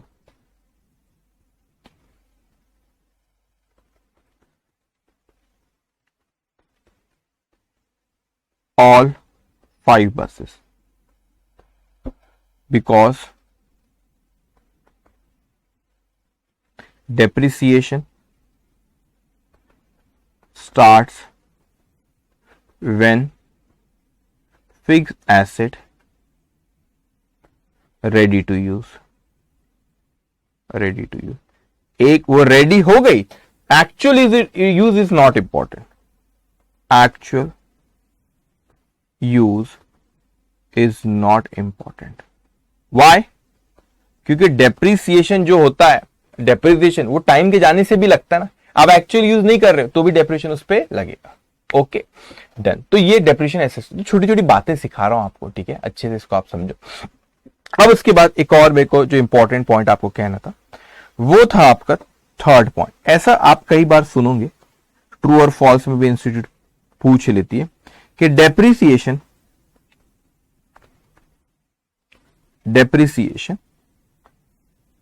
is a non cash expenditure, depreciation is a non cash expenditure. ऐसे कई बार ये टर्म आता है कि डेप्रिसिएशन जो नॉन कैश एक्सपेंडिचर है, तो इसका मतलब क्या होता है, अभी मैं एंट्रीज आपको सिखाऊंगा। तो ऐसा क्यों होता है कि डेप्रिसिएशन जो नॉन कैश एक्सपेंडिचर बोलते हैं उसमें मतलब कैश नहीं, क्या? अब बच्चे इसको कंफ्यूज कर जाते हैं, मेरी बात सुनना। फिक्स एसेट पे आपने परचेस करे, क्या एंट्री पास करूंगी? एसेट है, real account, debit what comes in, तो एसेट आई, तो आपने यहां पे लिखे fix asset account debit to, हमारे पास से पैसा गया टू कैश अकाउंट, ये एंट्री पास करें। उसके बाद ना अभी आप एंट्रीज को घबराना मत देखें, एंट्री ये एंट्री तो समझ गए होंगे पहले, दूसरी डेप्रिसिएशन की एंट्री में सिखाऊंगा आपको आगे भी। तो डेप्रिसिएशन जब आप कोई चीज पे लगाते हो, एंट्रीज अभी मैं कहता है डेप्रिसिएशन एक एक्सपेंस होता है, तो expense deal by nominal, nominal से all expense should be debited. तो जो डेप्रिसिएशन लगाओगे सो डेप्रिसिएशन अकाउंट डेबिट, और डेप्रिसिएशन लगा है तो कोई चीज की वैल्यू कम हो रही, किसकी वैल्यू कम हो रही? एसेट की, तो decrease in asset credit. So आप यहां पे देखोगे to fix asset account, to fix asset account, ठीक है। अब स्टूडेंट कहते हैं कि सर ये टर्म बार बार आपका, आप कई बार ऐसा ट्रू और फॉल्स में भी देखें, आपको कहीं ना कहीं आप टकराओगे, जो ऊपर लिखा हुआ है कि depreciation is a non cash expenditure, depreciation is a non cash expenditure. तो डेप्रिसिएशन जो है वो एक नॉन कैश एक्सपेंडिचर है, ठीक है। अब आप कह रहे थे सर ऐसा क्यों कहते? तो अगर आप इस एंट्री को अगर अच्छे से आप देखते हो, इस एंट्री को आप अगर अच्छे से आप देखते हो, तो आप यहां पे देखते हो कि कहीं पर भी आपको इस एंट्री में कैश अकाउंट नहीं दिख रहा है। आपने एंट्री पास करी depreciation account debit to fix asset account, इसीलिए जो खर्चा है, जब आपने एक्सपेंस की एंट्री जब आपने पास करी, जिस वक्त आपने डेप्रिसिएशन को आपने यहां पे लिखे, जिस वक्त आपने डेप्रिसिएशन आपने लिखे, उस वक्त कैश अकाउंट में इफेक्ट नहीं आया, आपने एंट्री पास करे depreciation account debit to fix asset, क्योंकि वो एक्सपेंस इसलिए उसको डेबिट करे, और फिक्स एसेट फिक्स एसेट की वैल्यू कम हो, डिक्रीज इन एसेट आपने क्रेडिट करे, तो आपने एंट्री पास करे depreciation account debit to fix asset account, तो ये एंट्री उसकी पास है। लेकिन आप अगर देखोगे बच्चे तो ऊपर में अगर आपने देखे यहां पर इस एंट्री में कहीं पर भी कैश अकाउंट नहीं आया, इसीलिए जब एक्सपेंस की एंट्री पास कर तो कैश अकाउंट नहीं आया, दूसरे खर्चे सैलरी पे कर, सैलरी टू कैश होता है, डेप्रिशिएशन टू कैश नहीं हुआ, depreciation to fix asset, that's why it is a non cash expenditure, that's why it is a non cash expenditure. That doesn't mean कि फिक्स एसेट परचेज कर तो उस पर पैसा नहीं गया, जब आपने फिक्स एसेट परचेज कर तो आपके पास से पैसा गया है, तो जब आपने फिक्स एसेट परचेज किए तो आपके पास से वो कैश गई है बेटा, आपके पास से वो कैश गई है, ठीक है। तो यहां पर इस चीज को ख्याल रखेंगे आपके पास से कैश गई जब फिक्स एसेट गई, लेकिन उसकी बात नहीं कर रहा है, परचेज ऑफ फिक्स एसेट वो है आपका कैश, वो बात करें जब डेप्रिसिएशन चार्ज करे उस वक्त आपको यहाँ पे डेप्रिसिएशन जब आपने चार्ज करे उस वक्त आपका यहाँ पे कैश अकाउंट में इफेक्ट नहीं गया, इसीलिए वो कहता है कि depreciation is a non cash expenditure. ये भी टर्म आपको आगे आएगा, मतलब सेंटेंस आप कहीं ना कहीं पढ़ोगे तो उसका मीनिंग मैंने आपको समझा। अब देखो दो चीज होती है, अपने बेसिक चीज के बारे में बात करें कि डेप्रिसिएशन का कंसेप्ट क्या है, फिक्स एसेट का मीनिंग क्या होता है, डेप्रिसिएशन का मीनिंग क्या होता है अपने बात करें, फिर छोटी छोटी चीजें आपको बताया कि कॉस्ट ऑफ एसेट क्या होता है, estimated useful life, estimated scrap value के बारे में देखे, इंपॉर्टेंट पॉइंट्स डेप्रिसिएशन की जरूरत क्या होती है, व्हेन डेप्रिसिएशन स्टार्ट वो हमने देखे, फिर हमने देखे यहाँ पे कि depreciation is non cash expenditure का मतलब क्या होता है। अब दो अलग अलग चीजों के बारे में मैं आपसे बात कर रहा हूं। अपने मेथड्स ऑफ डेप्रिसिएशन इस चैप्टर में आप देखोगे बहुत सी मेथड्स ऑफ डेप्रिसिएशन, लेकिन मेन दो है, दैट डजंट मीन कि आगे और मेथड आपको 4-5 मेथड्स है वो अलग से मैं आपको पढ़ाऊंगा, इसी चैप्टर के आखिरी में आएंगी, बहुत छोटे छोटे कंसेप्ट मुझे आपको पढ़ाना है।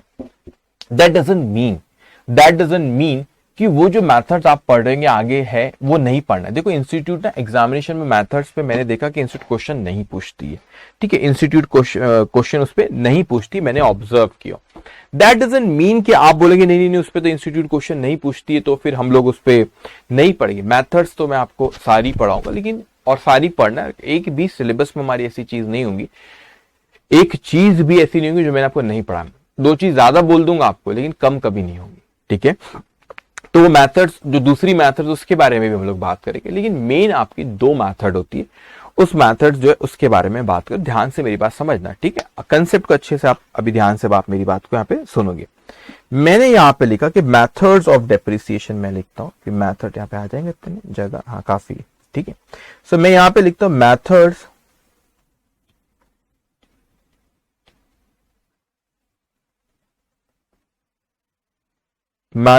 of depreciation,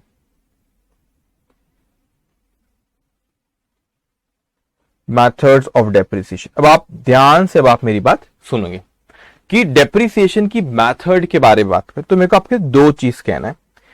एक मैं कह रहा हूं आपसे, पहले जो मेन 2 मेथड होती है अपन उसके बारे में बात करें, कि स्ट्रेट लाइन मेथड और एक WDB मेथड होती है, ठीक है।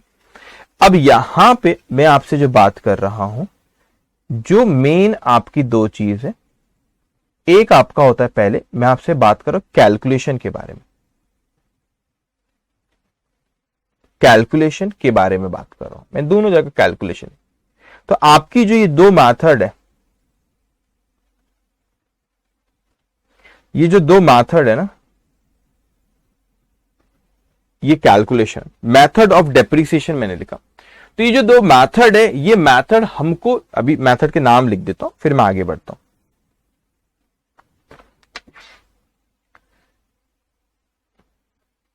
जो मेथड मैं आपसे कह रहा हूं वो है कि आपकी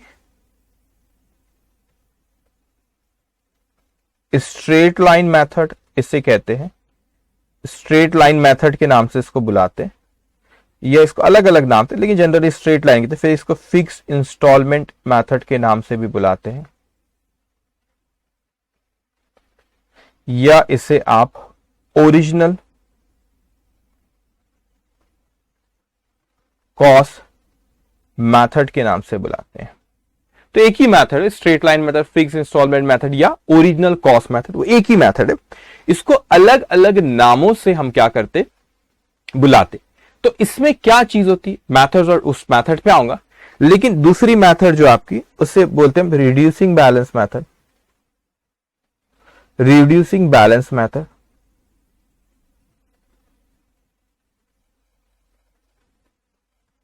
ठीक है, रिड्यूसिंग बैलेंस मेथड, इसको और एक नाम से बुलाते रिटन डाउन वैल्यू मेथड,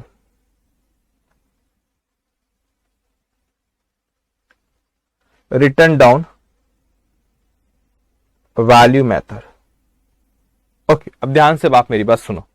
तो इसके बारे में जब मैं मेथड्स ऑफ डेप्रिसिएशन के बारे में जब मैं आपसे यहां पे बात कर रहा हूं, तो क्या चीज है यहां पे कि पहले मैं बात करूं कैलकुलेशन की, किसके बारे में बात करूं, ये जो मेथड्स ऑफ डेप्रिसिएशन होती है, अकाउंटिंग के बारे में नहीं कह रहा हूं मैं आपसे। डेबिट क्रेडिट क्या करना है वो आपसे मैं नहीं कह रहा हूं, मैं आपसे क्या कह रहा हूं, ये आपको मदद करती है, किस चीज में आपको मदद करती है, ये आपको मदद करती है, किस चीज में आपसे मदद करती है कि अमाउंट कैलकुलेशन में मदद करती है, किस में मदद करती है, ये मेथड्स जो है आपकी, ये कैलकुलेशन बता रही है आपको कि डेप्रिसिएशन का अमाउंट क्या है। एंट्रीज के बारे में बात नहीं कर रहा हूं मैं, आपको डेबिट और क्रेडिट के बारे में बात नहीं कर रहा हूं मैं, अकाउंटिंग के बारे में बात नहीं कर रहा हूं। तो ये जो स्ट्रेट लाइन मेथड या जो इसको ना शॉर्टकट में रिटर्न डाउन वाले को WDV मेथड फेमस है, WDV मेथड के नाम से बोलता है इसको, SLM method, straight line method के नाम तो अलग अलग बहुत है, तो एक SLM मेथड और एक WDV मेथड मैं कह रहा हूं। तो ये जो SLM मेथड और ये जो आपकी WDV मेथड है, अलग अलग मेथड्स है। तो ये मेथड्स क्या हमको सिखाते हैं कि अकाउंटिंग किस तरीके से करना है, नहीं, ये अकाउंटिंग किस तरीके से करना है कि डेबिट और क्रेडिट करने का तरीका ये सिखाते हैं, ये मेथड SLM मेथड या WDV मेथड नहीं है। ये आपको अकाउंटिंग ये डेबिट और क्रेडिट करना नहीं सिखाती ये मेथड, ये आपको अमाउंट ऑफ डेप्रिसिएशन कैसे निकालना है वो बस बताती है। दो अलग अलग लोग हैं सब। मैं कहता हूं कि मेरे सामने एक इंसान है, उसका नाम है SLM, यहां पर एक इंसान मेरे सामने खड़ा, उसका नाम है WDV।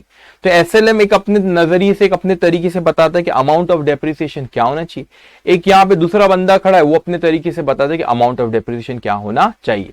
तो दो अलग अलग लोग है, दो अलग अलग लोग अपनी मैथड्स अमाउंट बता रहे कि डेप्रिसिएशन क्या होना चाहिए। याद रखना कि SLM और WDV ये दो मैथड, इसके अलावा और मैथड आखिरी में पढ़ना है चैप्टर के, मेन ये दो ही मैथड है। तो ये जो दो मैथड है ये हमको बताते हैं, अकाउंटिंग नहीं, ये नहीं बताते अकाउंटिंग, डेबिट क्रेडिट नहीं कहते, ये हमको सिखाते कि डेप्रिसिएशन का अमाउंट कैसे निकालना। दो अलग लोग हैं, दो अलग सोच है, दो अलग राय है, तो अपने डेप्रिसिएशन का अमाउंट भी दोनों अलग अलग बताते हैं। तो ऐसा हो सकता है, हाँ हो सकता है। तो दो अलग अलग तरीके हैं कैलकुलेट करने के, तो दोनों का जो अमाउंट ऑफ डेप्रिसिएशन वो अलग अलग होता है।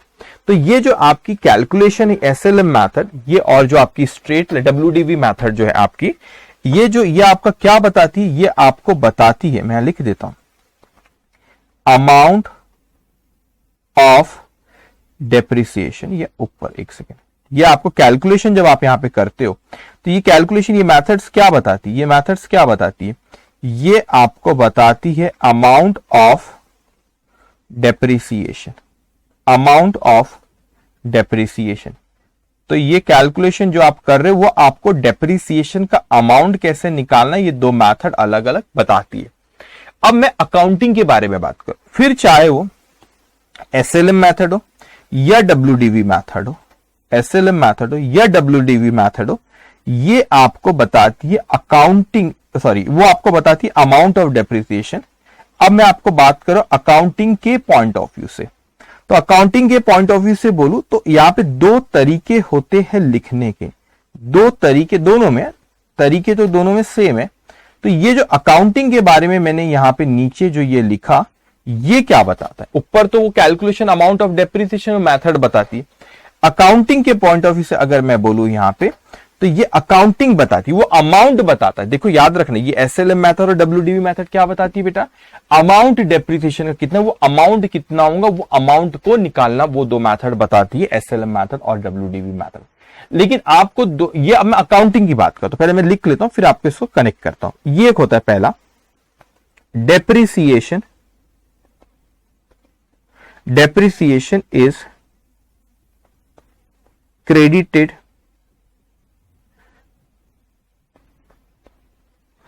एक सेकेंड रुकेंगे, या तो इसको एक सेकेंड रुकना, अभी आप लिखो मत, सिंपल, मैं चार्ट को थोड़ा सिंपल कर रहा हूं। मैंने ऊपर लिखा मेथड्स ऑफ डेप्रिसिएशन, अब यहां पे लिख रहा हूं मैं methods of accounting,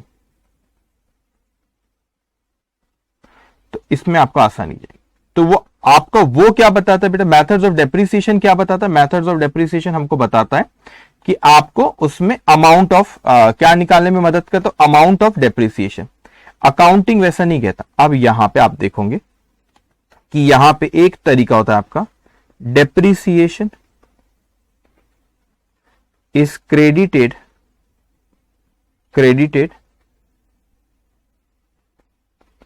to the assets account and depreciation is credited to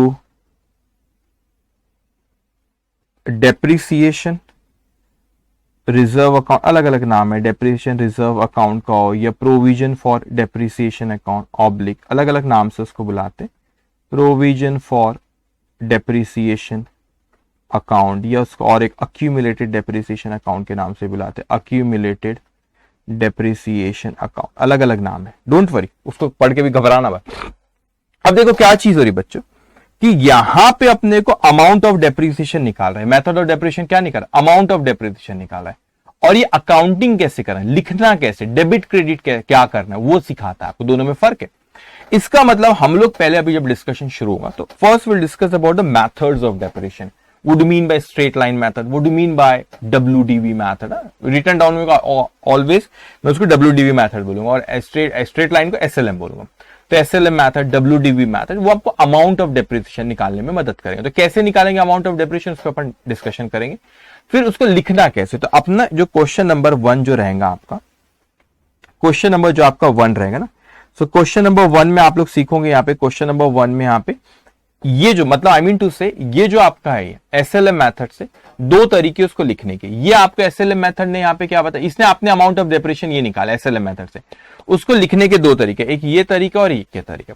तो क्वेश्चन नंबर 1 जो रहेगा हमारा, व्हाट इज SLM में बात करूंगा, 2 मिनट पेशेंस रखना। जो क्वेश्चन नंबर 1 रहेगा वहां पे एक्चुअल में ये SLM मेथड पे हो, वो अपन करेंगे और उसके बाद उसको इस तरीके से, मतलब इस तरीके से कैसे अकाउंटिंग करना है और इस तरीके से कैसे अकाउंटिंग करना है वो सिखाऊंगा। फिर क्वेश्चन नंबर 2 रहेगा वो WDV मेथड पे आई थिंक। तो फिर WDV मेथड पे अपन कैलकुलेट करेंगे अमाउंट ऑफ डेप्रिसिएशन। देखूंगा आप, अगर आप यहाँ पे देखोगे ना question number 1, so question number 1 और क्वेश्चन नंबर 2 दोनों सेम है, दोनों में कुछ भी फर्क नहीं। बस देखो फर्क क्या है अपना कि क्वेश्चन नंबर 1 में आपको जो है SLM मेथड से करना है और क्वेश्चन नंबर 2 में WDV। और क्वेश्चन नंबर 1 में फिर उसने वो एसेट को क्रेडिट करो, डेप्रिसिएशन प्रोविजन को, और यहाँ पे भी एसेट और डेप्रिसिएशन प्रोविजन, मतलब ये चारों कॉम्बिनेशन पूछ रहा है कि क्वेश्चन नंबर 1 SLM मेथड से और फिर यहाँ पे ये दोनों तरीके से बताओ। तो amount of depreciation upon SLM से कैलकुलेट करेंगे। अकाउंटिंग ये दो तरीके होते हैं कि एक में आप क्रेडिट करते हो एसेट में, एक में आप क्रेडिट करते हो प्रोविजन फॉर डेप्रिसिएशन अकाउंट को। तो दोनों सिखाऊंगा आपको। क्वेश्चन नंबर 2 कि आपने WDV से कैसे कैलकुलेट करो अमाउंट ऑफ डेप्रिसिएशन, और रिकॉर्ड दो तरीके से कर सकते कि एसेट को क्रेडिट करो या प्रोविजन फॉर डेप्रिसिएशन को, दोनों तरीके से आपको सिखाऊंगा। लेकिन क्वेश्चन नंबर 1 पे आने को अभी समय है। उसके पहले मुझे आपसे कुछ बातें करना है कि सर स्ट्रेट लाइन मेथड क्या होती है, WDV मेथड क्या होती है। तो हम लोग हमारा डिस्कशन आज का यहीं पे खत्म करते हैं। नेक्स्ट सेशन में हम लोग क्या करेंगे, नेक्स्ट सेशन में हम लोग शुरू करेंगे स्ट्रेट लाइन मेथड क्या होती है। मैं आपको पहले ये सिखाऊंगा what is straight line method, फिर आपको नेक्स्ट सेशन में सिखाऊंगा व्हाट इज WDV मेथड। तो ये दोनों क्या टर्म होते हैं सिखाऊंगा।